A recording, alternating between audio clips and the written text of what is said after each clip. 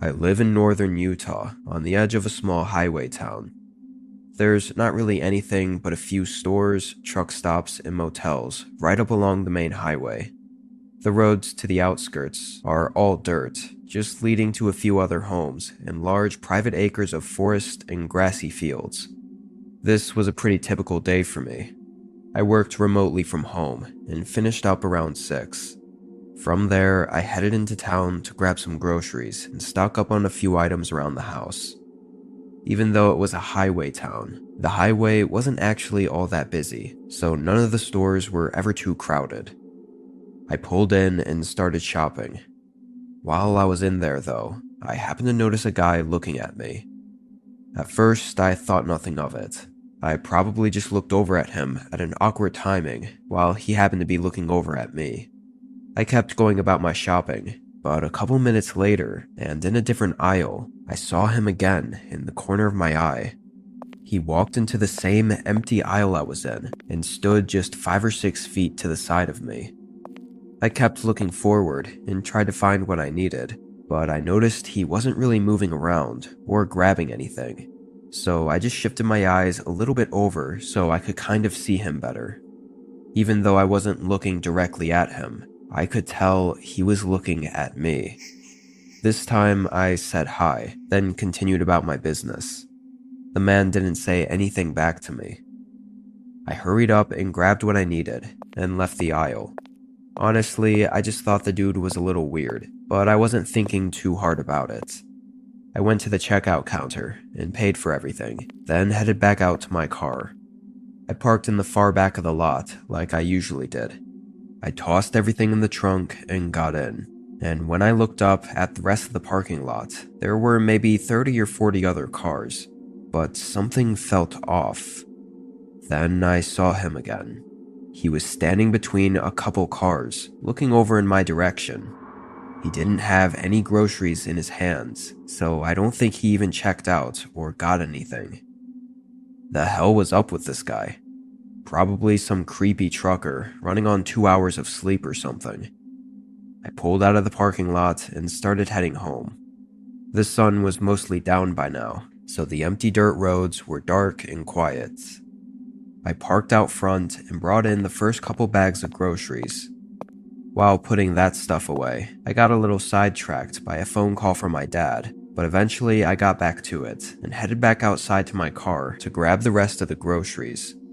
When I did, I saw something. I had to squint and let my eyes adjust to the dark for a moment, but far out and kind of off the side of the dirt road, there was a truck. Its lights were all off. I could only see the general shape of it, silhouetted by the night sky. I own just under 40 acres of land, so where that truck was on my property. It definitely wasn't there when I drove home. And if it was just turning around or lost, why would it be parked with no lights on? I slowly walked up to my car and got my groceries out, keeping an eye on the truck the entire time. The best possibility I could think of was that it could be just some regular driver that pulled off the highway and thought that this empty land would be a good place to sleep instead of paying for a motel. Even though it was on my property, I wasn't going to make a fuss if I didn't have to. You never know who could be in there, or what they might do. I went back inside. After tossing the groceries away, I opened up the curtains on the front of the house, just so I could keep an eye out there. Over time, say the next hour or so, I felt less and less nervous about it, and thought that it was almost surely a driver sleeping. Still strange, but harmless.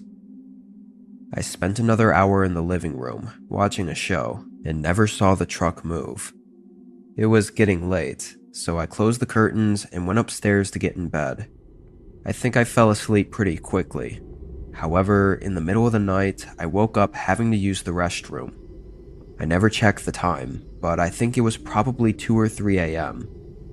I got up, half asleep, and walked across the bedroom floor and into the hallway where the bathroom was. As soon as I opened the door, I heard a creak downstairs. I'd never heard that happen before. I listened for a second, then closed and reopened the door to see if it happened again, but it didn't. I walked to the end of the hallway and looked down the stairs. It was all dark down there, only a small amount of moonlight coming in from the kitchen windows. But there was something in that downstairs hallway. I could see a shadow moving ever so slightly on the side of the wall. I couldn't tell if it was actually in the hallway, or maybe outside the back door, and the shadow was just reflecting onto the wall, but I immediately felt my heart pumping. I quietly backed up and went back into my room, closing the door as slowly and carefully as I could, so as to not bring any attention. Then I got my phone and called the police. I kept my voice low. For the first 5 minutes I waited, I didn't hear anything. I started doubting that they were in my home, until suddenly I heard creaking again. Very slow and very subtle, walking across the floor below me. It sounded like they went into the living room. A minute later, a cop car showed up. There was a scurry of footsteps running around down there, and eventually leaving my home just as the officers ran up. Thankfully, they caught him running back up toward the truck that was parked in the field. Disturbingly, I recognized him as the creepy guy from the store earlier. I guess he really was stalking me. Even worse than him following me and breaking into my home, he was armed. The guy claimed he was just trying to rob me, but from the looks of it, it seemed way more personal than that. And I don't know how long he was inside my home for, but he never took anything. He didn't even have a backpack to take anything with. Plus, he knew I was home. He probably was watching me from somewhere outside all night. What he really would have done is better left unknown.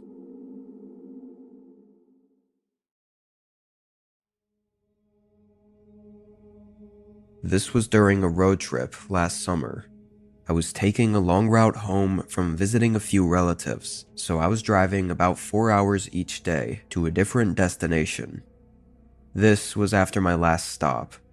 Everything left on the last 8 hours of driving home was just empty woods, as far as I knew. There was another city I wanted to stop at, but it was just too far out of the way for me to justify stopping there. From my previous stop, I left at 6 p.m. to get to my final Airbnb that I had booked at a cabin about 2 hours away. It happened to be on the route home, so that's why I went with it. I figured it'd be better than whatever cheap and crappy motel there was along the road. Where I was, the landscape was pretty flat, but there were a decent amount of trees scattered around. When I pulled up to the cabin, it was clear they had planted a row of large pine trees perfectly in a line at the front of the cabin, with the gravel driveway going through the middle. Honestly, the outside of it, mixed with the landscape, was a little bit spooky. I parked and unlocked the padlock with the code I had emailed from the host. Despite the outside, on the inside, the cabin looked newly renovated, probably to be an Airbnb, but it was really nice, small but cozy. I didn't unpack much since I'd only be there for the night. I sat at the table and ate a meal I'd picked up from a drive-thru, but only 10 minutes after I'd gotten settled in, there was a knock at the door. It startled me because I never heard a car pull up or anyone walking outside. I got up and answered the door. There was a man, looking about 40-ish, with a gray and black beard and shaved head. "Hi, I was just stopping by to make sure you got in and everything was good," he said with a smile. Knowing it was just the host now, I said I was good and it was all great. I then said goodnight and shut the door. I thought it was a bit strange he showed up unannounced just to ask if I was okay, but I thought he must have lived close by or maybe even on the other side of the property or something. Also, it's worth mentioning that the guy had an unusually strong odor coming from him. It smelled like maybe he'd been working out in a field all day. I just found it a bit odd as well. I went back to the table and finished eating, then took a shower to wind down for the night. I was only in there for maybe 5 minutes before feeling tired enough and just wanting to lay in bed already. I dried off and hopped in bed, staying on my phone for a little bit, when there was another knock at the front door. This one scared me just as much as the first time, because again, I never heard a car pull up or anyone walking outside. It had to be the host again, but why? And so soon after he just came over. Immediately, I knew this was odd, and I felt really uncomfortable. I checked my phone, and of course, there was no text or call from him. I slowly walked into the main room, hearing him knock several more times. I wasn't sure if I wanted to answer the door or not, but I ended up just calling out from the other side and asking what he needed. He stopped knocking. "Can you open the door, please? I just wanted to ask you one more thing. I'll be quick, I promise." I didn't respond for a few seconds, because I honestly didn't know what to say. In those few seconds, he must have gotten impatient, because he knocked on the door again and asked if I could open it. I said it was late and I wasn't in the mood, so if there wasn't an emergency, then I'd like to be left alone. He took a long time to answer after that. The silence was really eerie. Once it reached a whole minute, it was even more so. I didn't hear him walk away, so was he just standing out there? I quietly walked up and looked through the small window on the door. He wasn't out there. I immediately thought that he must have snuck away, because surely I would have heard his footsteps on the gravel if he just walked away. But then, where was he? I didn't know what to do. I felt really uncomfortable and didn't know why he was acting so strange. I stood there by the door for a minute and listened for anything. Honestly, I was scared to move. But then, I happened to glance over at one of the windows in the living room. I saw his eyes staring into mine. I panicked and sprinted to the bedroom, where I called 911. While I waited, I heard what sounded like him trying to lift open the window, which was terrifying, but also odd considering he had to have had a key to his own house. But that's when I figured it all out. That man wasn't the host. This was confirmed when police arrived. He'd already run off. We have no idea in which direction. But we got in contact with the actual host and owner of the cabin. I don't know what that man's intentions were that night. Obviously, he was lying and clearly plotting something, but I'm just glad I didn't open the door.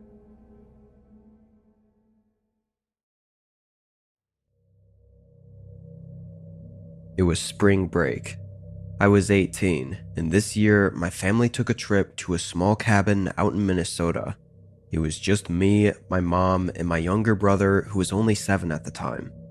We were planned to stay at this cabin for the whole week, and part of the reason we were going to Minnesota was to check out some of the smaller towns and scout for a place we might want to move to in the future. Anyway, the cabin my mom booked we had never been to before, and I don't think she knew how far out it was from the closest towns. She was probably more concerned on the price. It was really far north, and about 35 minutes out from any shopping areas. I guess it was a good test at how good we'd handle the rural life, though. The drive there was a little over 10 hours. I drove the first few hours, and my mom drove the rest. We got to the cabin at sunset. It was really pretty, the orange skies setting over the dense forest and wildlife, way different than the skyscrapers and massive office buildings we were used to. The cabin itself was noticeably old, however. Everything creaked, and it didn't look like the place was professionally built. It was fine though. I mean, it was a cabin after all. We settled in for the night, testing out the wood-burning fireplace and just resting after the long drive. I ended up napping for most of the evening. My mom went to bed around 8:30, but because I took a long nap, I stayed up a bit later. My little brother was also in his room, so it was just me hanging out in the cabin. I sat by the fireplace on my phone for a bit, then thought I'd get some fresh air and check out the back porch. It was a really small wooden deck with a sketchy looking fire pit in the middle and a few chairs around it. I sat down and looked out into the forest.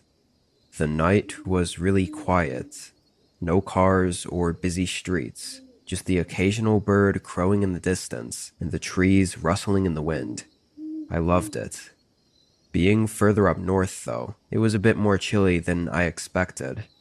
I spotted some logs stacked up on the side of the cabin and figured I'd give the fire pit a try. I lit it up no problem, and the fire stayed well maintained in the center, so I guess it wasn't as sketchy as I thought. Anyway, I sat by it for a while. I never get to do this sort of thing, so I just soaked it all in. After about 30 minutes of being outside, there was a very sudden and just completely out of nowhere sound from within the forest. Honestly, I had no clue what it could have been, but I did think that the way it sounded and echoed through the trees was kind of like an axe chopping into a tree or wood. It was only one sound though, and I didn't think it was really possible for anyone to be out here near us. It was pitch black out there, so I couldn't see anything, but whatever it was, it sounded pretty close. As I stayed out there for the next 5 minutes after hearing the sound, I felt my nerves building up a little bit. Just this uneasy feeling that ruined the peacefulness from before. I ended up snuffing out the fire pit and heading back into the cabin. From the sounds of it, my mom and brother were asleep already. I still wasn't all that tired though. I don't know if it was still from the long nap, or maybe the sound I heard waking me up, but I still didn't really feel like going to bed yet. I stayed up in the living room on my phone. I had some movies downloaded, so I didn't have to worry about Wi-Fi. Only 15 or so minutes in, I heard something.